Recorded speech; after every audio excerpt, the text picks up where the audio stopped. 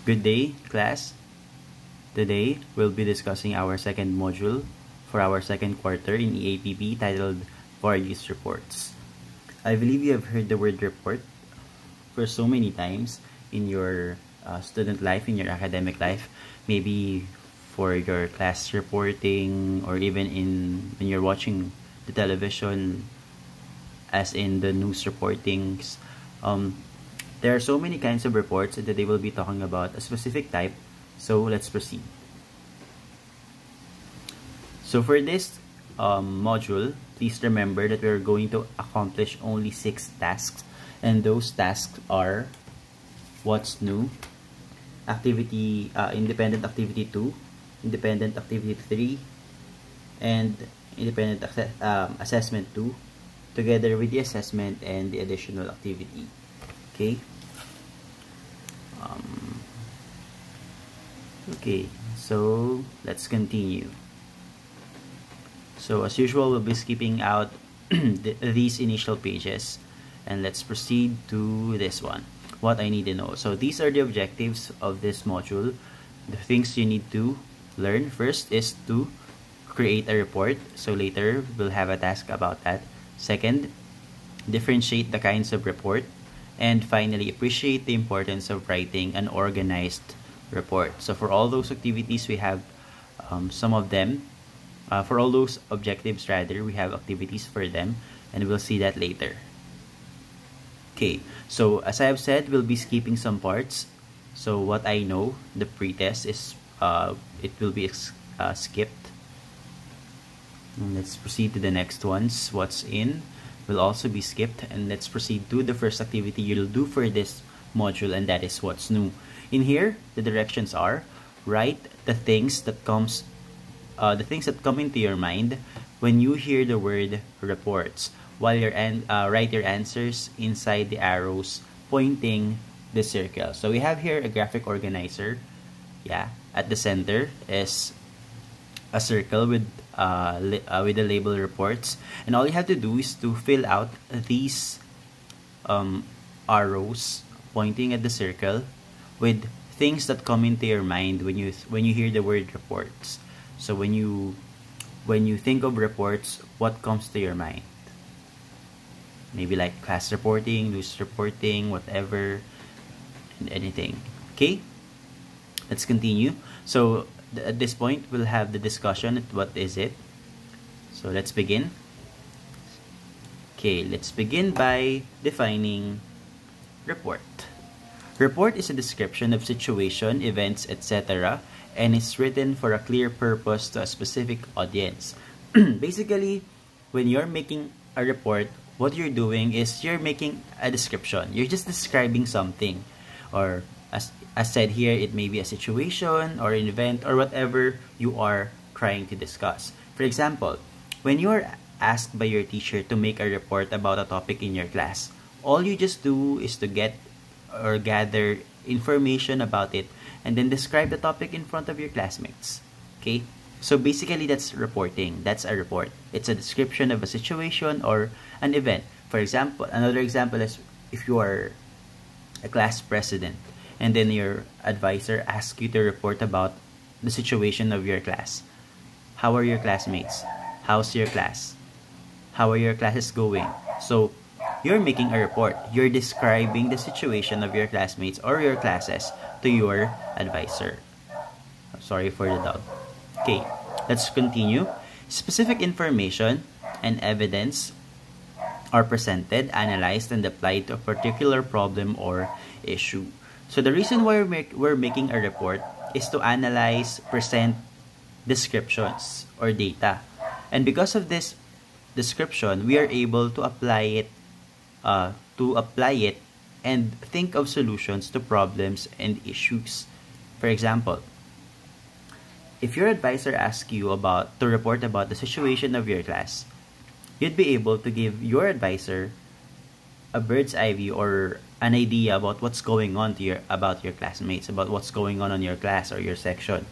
And with this, your advisor would be able to identify the problems you are experiencing. And by that, you would be able to think of solutions to those problems. So that is one importance of the report. It helps us understand situations, events more because it's a description. And by knowing that, by realizing that the situation or that event, we are able to answer or address the problems. Okay, the information is presented in a clearly structured format, making use of sections and headings so that the information is easy to locate and follow.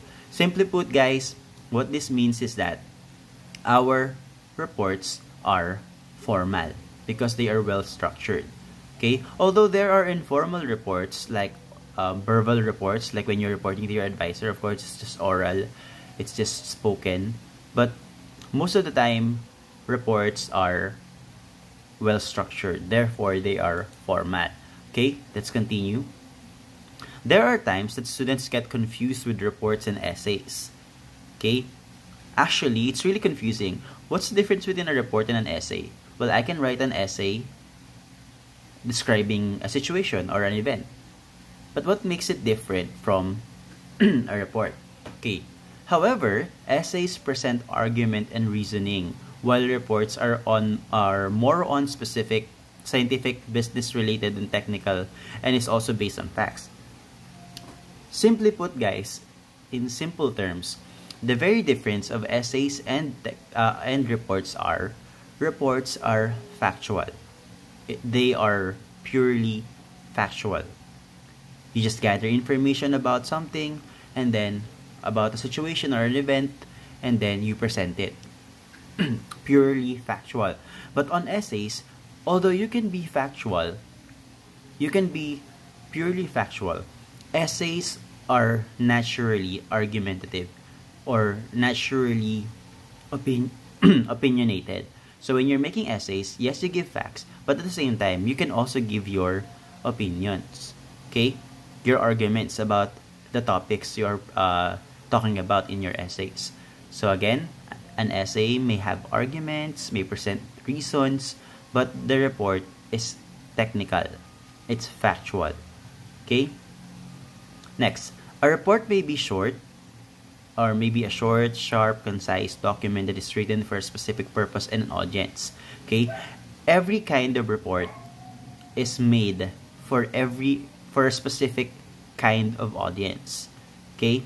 For example, when you're making a sales report, if you're making a sales report, then it's specifically for maybe the owners of the company you're making the sales report for, because of course they're the ones who are interested to know how their sales are going.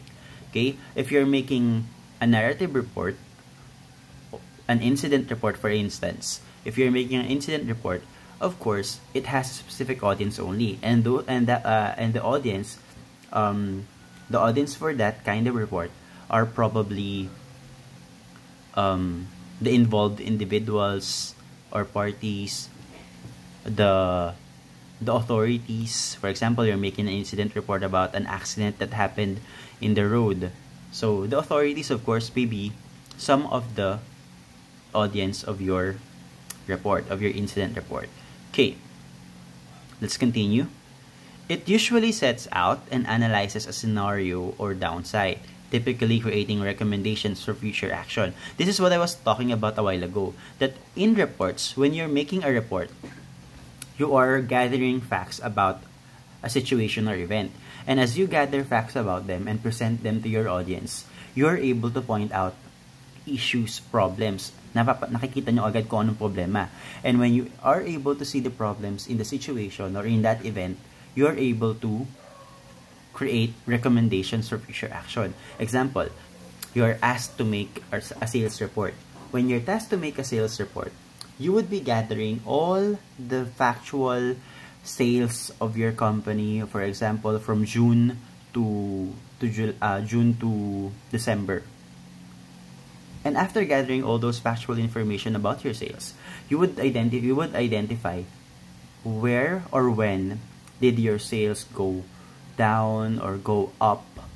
Okay, so you'd be able to identify the problems, and as you are able to identify those problems, you would be able to recommend solutions for future action. Now, okay, during June, our sales are very low, so we should do something for the next month, for the next for June next year. Okay, so that is what I'm saying, that by reporting, you're able to identify clearly the situation and the events and the problems that are in there. Okay, and soon recommend solutions for those. Okay, it is a factual paper that should be clear and well structured. As we have said, it is formal. Therefore, it follows a structure, a clear structure. Okay, let's proceed here to the last paragraph of this page. Reports are designed to lead individuals through the data in an organized way, therefore requiring it to have numbered sections and subsections. Okay, so I have here a format proposed by Valdez in 2016. Valdez states that these are the parts of the report that you should put in your document, in your paper. But mind you guys, every kind of report has its own structure. This structure, 1, 2, 3, 4, 5, this 5-part structure is only used for technical reports. Sir, what are technical reports? Technical reports are simply research reports. Okay? It's like when you're making a baby thesis or a baby research. This is what you do. This is what you follow. Okay? But if you're making a sales report, or if you're making an incident report, what else? Or other kinds of report, or a news report, for instance, news report, you don't have to follow this. Okay? Again, this structure proposed by Valdez in 2016 are all just used for technical reports. Okay? Because again, this structure is for a research topic. Okay? So let's dig into this. Let's discuss this further. Again, this format is for a technical report. Let's begin with the first part, the background study. The background study, if you are aware of research, is simply the introduction of the topic. It's the introduction of your essay. It states, of course, the background of the topic. That's why it's called background study. This section digs into the nature of the problem. So you're discussing what the problem is. What is it all about? What's the issue here? What is our topic? And then it also discusses the circumstances that led to the problem, meaning what are the reasons? Why is that a problem? How did it become a problem? Okay, and the reasons why the writer is addressing the problem through research, and why do you have to answer it in your research. So again, basically guys, the background study is all about explaining the problem. That's why it's called background study. Okay, you have to explain what the problem is, what are the reasons why it is a problem, and then why do you think you have to answer it in your report, in your research report. Okay, so you'll be explaining that in here. So maybe when you're making a background study, just a tip, you may start worldwide, the problem worldwide, and then go specific to the problem locally in the Philippines. How is it a problem? Is it a problem in the Philippines? And then go narrower by discussing the problem in your community, or in your school, for instance, or in your classroom, like that. So the background study. Okay, so again, in the background study, all you have to do is to explain exhaustively the problem. Okay, and then we go to the next part of your report, your research report, and that is the relevant literature or review of related literature. So in here, all you have to do is to incorporate studies that support your investigation. Meaning, are there previous publications about your work, related topics about your work? For example, in your background study, your problem, the topic you thought about, you think of, is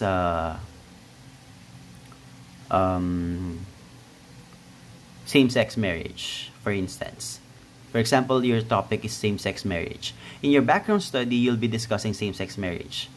Okay? The problem is same-sex marriage. The topic is same-sex marriage. And then you would explain in the background study how is same-sex marriage viewed by the world? So maybe you can discuss there which countries allow same-sex marriage, which countries do not allow same-sex marriage, and then in the Philippines, how is same-sex marriage viewed? Anong tingin natin sa same-sex marriage? What is the usual reactions of Filipinos as to same-sex marriage? Bakit ganun ang reaction ng mga Pilipino sa same-sex marriage? And bakit mo kailangang sagutin or bakit mo gustong malaman ang opinion ng mga tao sa same-sex marriage? Okay? Yun yung background study. And then in your relevant literature or review of related literature, you can look for articles about it, previous studies about same-sex marriage. Halimbawa, in USA, how many same-sex couples get married every year? Mga ganong studies. O kaya naman, in the Philippines, how many are still against same-sex relationships? Yung mga related literature, related articles, related studies, related stories, related news about your paper. But guys, remember, although this is review of related literature, as much as possible, we are using non-fiction. Okay? Ibig sabihin, bawal yung mga novels, bawal yung mga poems. Okay? Okay, you can mention them, but as much as possible, we stick into factual literature. Like, yun nga, mga studies, mga news articles, mga stories, mga life stories, mga batas. Okay, so you can put them here in the review of related literature. Okay, kumbaga, this will explain further the problem. Okay, and then finally, on the third part of your technical research or technical report, we have the methods, materials, and participants. So from the word methods, materials, and participants, in this section, you describe the different ways of collecting data and the strategies to answer the research questions. So a while ago in your background study, you explained that your problem or your topic is to know the opinion of let's say, grade 12 students of the Al High School. You want to know the opinions of grade 12 students of the Al High School about same-sex marriage. Okay? So, in here, in the methods, materials, and participants, you will describe here, how did you collect the data? Paano mo kinuha yung opinion ng mga grade 12 students? Did you use a survey? And what kind of survey did you use? Anong strategies? Is it a Likert scale? Is it a multiple choice survey? Is it a true or false survey? Mga ganon. Okay? And there are different kinds of materials that you can use. And we'll be discussing those later on in this quarter. So again, in the methods, materials, and participants, what you do is you describe or explain how you gathered your data. Paano mo kinolekta. Tapos, anong ginamit mong pang-kolekta. And then, also in here, you discuss the participants. You describe the participants. Okay, who are your participants? Sino yung mga sumagot dun sa may research mo? Tapos paano mo sila pinili? Okay, so you might say the respondents of this report are grade 12 students of the Al High School who are randomly selected. Ganon, explain mo lang, paano randomly selected? The names of the students were placed in a bowl and then with a total of 500 students as total population of the Al High School, of total population of grade 12 students of the Al High School, you have selected 30% of it. Tapos ilan yung 30%, tapos binunot mo kamo doon yung 30%. Para masabi mo talagang randomly selected yung participants mo. Okay, so again, that is why it's called methods, materials, and participants, because in here, you explain how the method, you collect the data, materials, meaning what did you use to gather the data, and then participants, who did you gather the data from. Okay, so ito nga yun, sinasabi ko, yung how were they selected, what criteria were used, how many participants, and so on. Okay, sir, ano ibig sabihin ng what criteria was used? Minsan kasi, mahalaga na may criteria ka sa pagpili ng mga respondents mo. Halimbawa, yung topic mo nga, same-sex marriage. syempre, usually, kapag ang tao ay belonging to the LGBT community, most probably, they would agree to it. So, pwedeng, ang gawin mo, ang criteria mo sa pagpili ng participant mo about the same-sex marriage topic is, you would only get straight respondents, meaning, straight na babae, straight na lalaki, ganon. Because, yun yung gusto mong makuha na ng opinion about it. Okay? Kasi kapag belonging to the LGBT community, pwedeng magkaroon ng biases, diba? Okay? So, yun yung sinasabi dun kanina. Pero, kung hindi mo naman, tingin mo naman, hindi naman mahalaga na may criteria, and you can just randomly select your respondents. Okay? Fourth part of your research report, or technical report, the results and discussions. So, if in the third part, in the methods, materials, and participants, you had discussed how you collected the data, what did you use to collect the data, and from whom did you collect the data. In the results and discussion, you will present here the answers to the research questions. What are the answers you were able to collect? Anong nakuha mo? Anong nakuha mong data? So in here, you would present the results and then discuss them. Okay? For example, for question 1, tapos sabihin mo yung question. The respondents answered blank, blank, blank, blank, blank, and then explain why. Okay? So, ganun lang yun. So, i-explain mo lang yung bawat sagot dun sa may questions mo. Siyempre, pag in-explain mo to, by ano na to? Tallied na to. Summarize na to. Halimbawa, for question 1, 30 out of 100 respondents, or 30%, answered yes, meaning they are in favor of same-sex marriage. While 70 out of 100 respondents, or 70%, answered no, they are not in favor. Tapos, bawat question yon isa-isa. Okay, kung ilan ang tanong mo, ganun kadami dapat ang dinidiscuss mo dito na result. Of course. Okay? And then finally, in the conclusions and the recommendations, as the last part of your research report or technical report, you would say here, what did you conclude? What do you conclude? What can you finally say about the opinions of the people or of the grade 12 students about same-sex marriage? Okay? Your generalization. Kumbaga, out of all the responses you have gathered, what's your conclusion? Are they in favor of it or not? And then, what's your recommendation? What do you recommend? Maybe to the to the students, to the community, to the lawmakers, mga ganon. What are your recommendations? So again, this format, according to Valdez, is used for technical reports or research reports. Okay? But if you're going to write another type of report, then you must follow another structure as well. Okay? Siyempre, pag gagawa ka ng sales report, hindi mo naman kailangan ng ganito, di ba? Kapag gagawa ka ng narrative report, ikikwento mo lang naman kung ano nangyari sa narrative report from the word narrative, di ba? Hindi mo naman kailangan ng ganyan. So, this is used for research reports or technical reports lang. Okay? Let's continue. These are the basic parts that should be included in a general report. However, there are different kinds of report according to its structure. So, ayun nga yung sinasabi ko sa inyo kanina, na may iba't ibang klase ng reports at may kanya-kanya rin silang structure. Okay? So, ito daw yung iba't ibang klase ng reports. We have the formal and informal reports. Formal reports are carefully structured. Moreover, they focus on objectivity and organization, contains complete details, and is written in a style that is not in conversational approach. Of course, if you're making a formal report, you cannot write it in conversational approach. Pag sinabi natin conversational approach, baka ka lang nakikipag-usap, baka ka lang nakikipagkwentuhan. It's like you're in a conversation. So it's not allowed when you're making a formal report.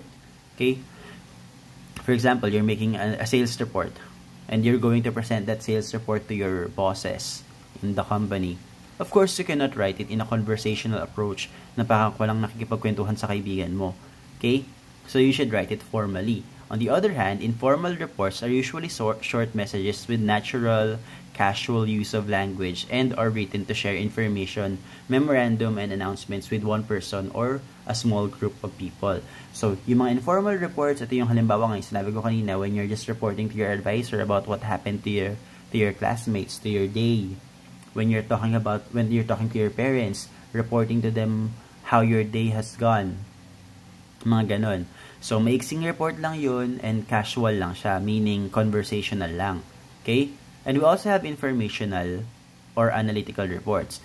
Annual reports, monthly financial reports, and reports on personal performances are some examples of informational reports. Gaya na sinabi ko kanina, yung sales report, diba? Informational siya. Kasi nga, you give information. Okay? And analytical naman, okay, analytical reports exhibit experiments to solve problems, which includes thesis, scientific research, feasibility reports, and real estate appraisals. Itong analytical reports, ito yung gumagamit ng format na diniscuss natin kanina according to Valdez in 2016. Ito yon. Ito yung format nun ng analytical. Kasi nga, we analyze information. We collect information and then we analyze it. Kaya nakalagay dito, includes thesis, scientific research, feasibility reports. Pag sinabing feasibility, ang ibig sabihin lang po ng feasibility ay, sige, I'll show you. Feasibility ay viability, practicability, probability, possibility. Posibilidad, yun lang. Okay? Feasibility reports, halimbawa may business kayong pinaplano. So, pag gagawa ka ng feasibility report, you're testing the success rate, the possible success rate of the business. Ganun. And then, real estate appraisals. Yung mga pagtaas-taas ng presyo ng lupa. Yung mga real estate. And then, finally, we have internal and external reports. Ito napakadali lang ito intindihan from the word internal and external. Internal means these are reports exclusively for a group of people. Para lang sa isang grupo ng mga tao yan. External reports are reports which are for everyone. For anyone. Okay? Halimbawa ng internal report. Announcement tungkol sa schedule ng klase ninyo. Okay? Changes about the schedule of your classes in your school. So, it's an example of an internal report. And then, external report could be, halimbawa, yung mga financial reports ng government offices. Okay? Siyempre, may Transparency Act tayo. So, dapat, may yun. Yung report na yun, yung financial reports na yun ng government agencies, dapat makikita ng taong bayan. Okay? Because it's from their taxes. So, yun ang example ng external reports. Okay? So, I hope these are clear with you. Formal, informational, analytical, internal, and external. Okay? Also, in writing an effective report, you may consider the following stages. So, ito yung mga following stages when you're writing a report. Una, you gather and select the information. Of course, kaya, diba sabi natin, a report is a description of an event or a situation. So, kailangan mo talaga mag-gather ng information. And then, organize the material, your information. So, nakakolekta ka na, syempre, kailangan i-organize mo yun para maintindihan ng magbabasa. And then, analyze your material. So, this is for, if you are looking or if you want to see issues or problems in the situation or event, you can analyze the material. And then, write the content. Sabihin, isulat mo na siya once na-organize mo na. And then, review the report and then present it. Okay? So, these are the general stages when you're making a report. Okay? So, that's it. I hope that's clear with you. And let's proceed to our first activity. Our second activity, rather, because we already had What's New a while ago. Here, under What's More, Independent Activity 2, Modified True or False. Directions are, write true if the statement is valid, if it is the truth. Otherwise, underline the words that make it wrong and write the correct word on the space provided. So, we have here 5 statements. All you have to do is to think or to analyze whether they are true or not. If it is true, write true here on the spaces. If not, underline the word or the words that make it wrong or that makes it wrong, and then write in here on the space what made it or what's the correct word or words. Okay? Since we are not following copy and answer, you can just write the supposedly underlined word or words, ha? Kung ano lang yung dapat guguhitan dito, yun na lang isulat nyo. Tapos ilagay nyo dito sa space kung ano yung tamang words. Halimbawa, reports that are disseminated within organization are called informational. So, halimbawa, ito, tingin nyo may mali ito. Halimbawa, yung organization mali. So, dahil hindi mo makakopyahin yung buong sentence, isulat mo na lang sa papel mo, 1, organization. Tapos dun sa space, ang isulat mo ay kung anong tamang word in replacement to that organization. Okay? Again, modify true or false. Lagay lang true kapag tama ang statement. Kapag mali, hanapin yung mali doon, tapos isulat, tapos ilagay dito kung ano yung tamang word for that. Okay? Independent assessment 2. Read each situation carefully and identify the kind of report that is being discussed. So we have discussed 6 reports, diba? 6 types of reports. Ito yon. Yan. Informal, informational, analytical, internal, external. So, based on these descriptions, anong klaseng report kaya yon? So, yun lang. Identify nyo lang. Okay? And then, independent activity 3, write an essay that answers the question below. So, the question is, what do you think is the importance of following the stages in writing an effective report? Ano daw ang tingin nyo ang halaga ng pagsunod sa mga stages ng pagsusulat ng effective na report? Ito yung sinasabi nating stages, so yung kanina. Yung mag-gather, mag-organize, mag-analyze. Okay? So, ano daw tingin yung importance ng pagsunod doon pag gagawa kayo ng report? Since we only have a 5-point criteria here, I am requiring you to write an essay with at least 5 sentences with a maximum of 15 sentences. Meaning, 5 to 15 sentences lang. Okay? Minimum of 5 sentences and maximum of 15 sentences. Just explain, why do you think it is important? What is the importance? Anong kahalagahan that you follow the stages in writing an effective report? Okay? Again, 5 to 15 sentences only. Okay? And then, the assessment, of course, multiple choice only. Choose the letter of the correct answer and write it on the blank. Letters only. Okay? And then, finally, we'll have the additional activity.